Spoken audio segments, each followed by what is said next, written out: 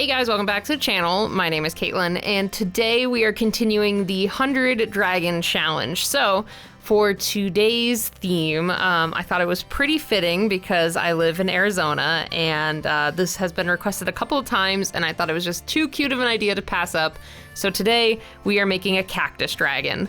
So, like I said, I'm from Arizona, and I was actually really excited to do this Cactus Dragon because here in the States, in Arizona and California and a couple other places, we have quite a few different cactus breeds and varieties. So I had a lot of fun looking up different cactus that I'd like to use for this. I knew that I already wanted to use a prickly pear cactus because out of all the cacti, that's my favorite type. I don't know why. I think I just love it because it can either come in a beautiful green or like a purplish blue, and then it has the beautiful like little prickly pear fruits.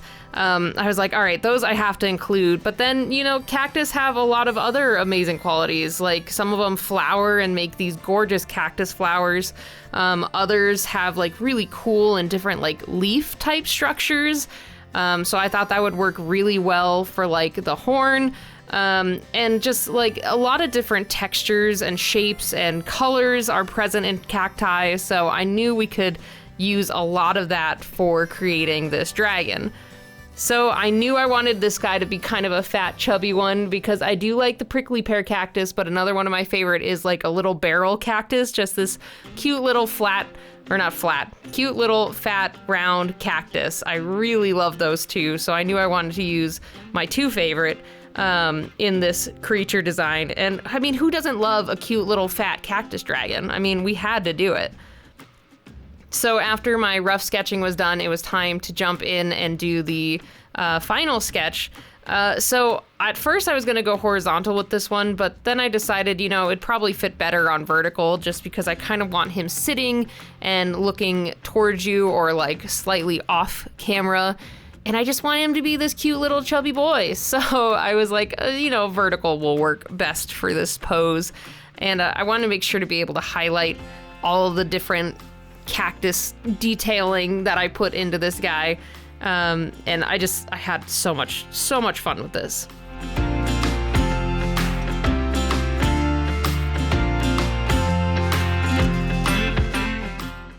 So one of my thought processes too with the prickly pear back spines was I was like, it'd be really cute if it was kind of similar to a stegosaurus and it had kind of the really cool spinage going down its back as like those big plates, but then they would be kind of different growing platelets of prickly pear. And I know this one is also more like a drake because I decided not to do like wings, but I felt so right just having a plump little ground drake that's like a barrel cactus.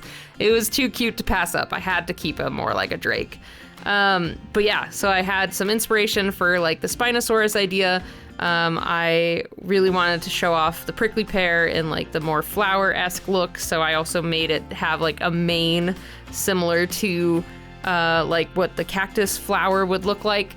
And yeah, I also had, I can't remember what these are called, but the horns are another type of cactus that have these really beautiful reddish flowers, and then their main, I guess you call them like leaves. I don't know the texture of this cactus because I wasn't as familiar with it.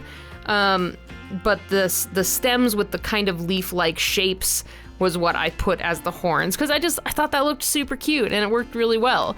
I thought about also, it would have been really cute too, with saguaro cactus when they have the multiple arms. I thought that would also make adorable horns. It was a very hard choice because the saguaro cactus would make really cool, like almost like bison cow-like horns, and then they could maybe branch off into like smaller ones from there. So that was honestly also on the table because, oh, that would have been just so cute. But I just loved that specific kind of leafy looking horn, and it kind of gave a little bit of a texture differentiation between the more spiny prickly pear and how the rest of the body will soon also be kind of spiny like a cactus. Because I know I already had the cactus flower like look for a different texture, but I was like, I really want these to stand out against the prickly pear ridge that's going down the center of its head. So this one just worked out so perfectly, and it was super, super cute.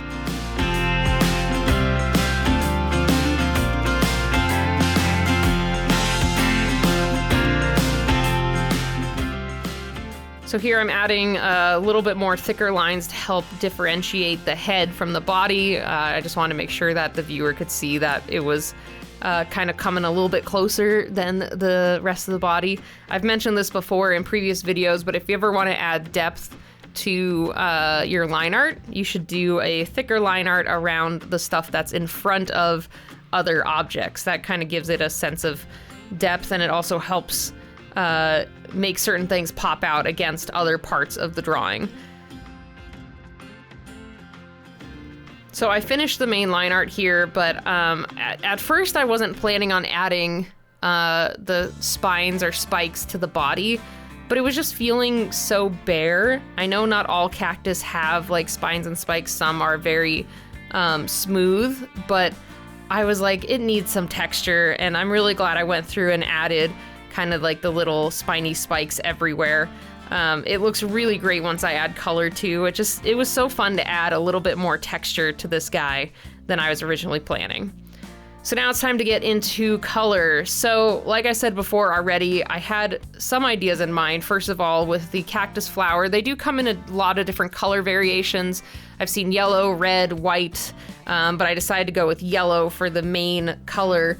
And then I wanted to primarily have like greens, but also prickly pears, I've said earlier, come in a lot of amazing colors that are like purples or more of like a tealish blue. And it's just so gorgeous when they're like that. So I didn't want this all to just be one big blob of green. I was like, we could totally add some variety because cacti come in so many amazing and beautiful colors. So I had those picked out, and then I had a couple of the reddish purples for the prickly pear fruit and the ends of the ears that are supposed to be kind of like little budding cactus flowers. And I just really liked the color palette that I picked out. And so it was time to jump in and start doing the color. So at first, I knew what colors I wanted, but I didn't know exactly how I wanted to place all these different greens and blues and purples. I knew that the prickly pear ridges were gonna have those purples and blues, but I didn't know if I wanted to put that anywhere else on the body. So I kind of started with what I knew I wanted, color-wise. So these flower petals were for sure the first thing. I'm like, all right, I already know these are gonna be yellow. Let's just get in there and get working on them. But once those were done, it was time to figure out, all right, where am I gonna place all these different greens and such.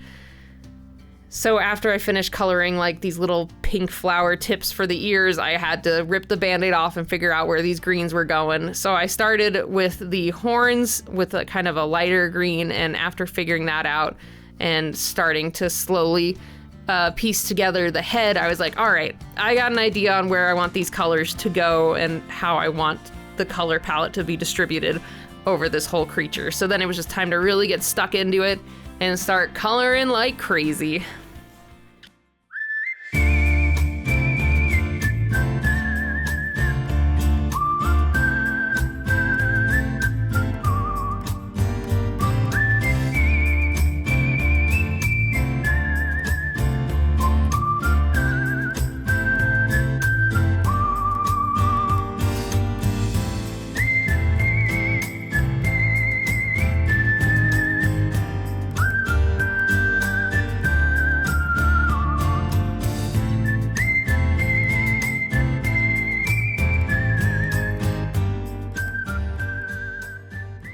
So at least with these prickly pear ridges, I did take a little bit of creative freedom in terms of how the colors transition. I did notice on a lot of my reference pictures, basically the prickly pear, would you call them leaves? Are they called leaves or plates, or I don't know what the technical term is, but each of the little, I'm just gonna call them leaves for the sake of this recording. Each of the little leaves usually were either primarily blue or green or purple. They could all be different colors on the same plant. And I did see a few that kind of transitioned between the blue and the purple. Probably sometime during their growth process, they kind of have a couple of different colors.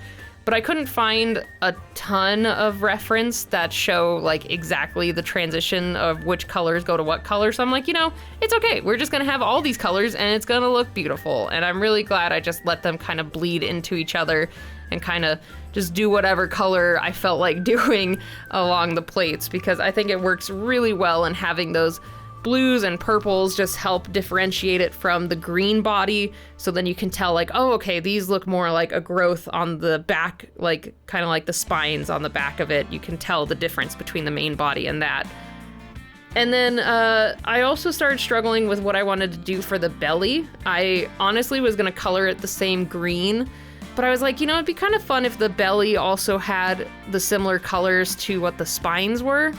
And at first when I was coloring this, I was like, oh, I should have went with green. Like, I do like it, but I should have just went with a slightly darker green.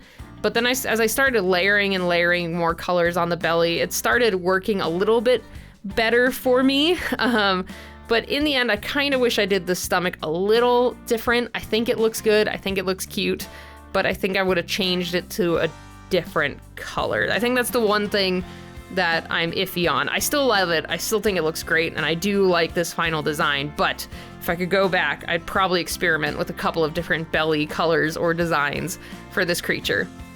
But either way, we are basically all done. I just finished filling in the little prickly pear fruits. I forgot to record me doing the highlights, but you'll see them here on the final piece in a second. But I really love how this turned out, and you guys have a lot of opportunity for different cacti to use. But let's look at last week's Sagittarius dragons. So Oddsar 66, I love your use of kind of more, it looks like an Asian lung dragon, and your colors are amazing, really awesome work. And Id's World Art, I think this one is super cool. The purple is like very stunning, and I do like that you made it more of like the archer centaur. I just think your design is really strong. Both of you did really great. And then everyone else who entered, there was a lot of really cool dragons. Some of you went with more of the horse look.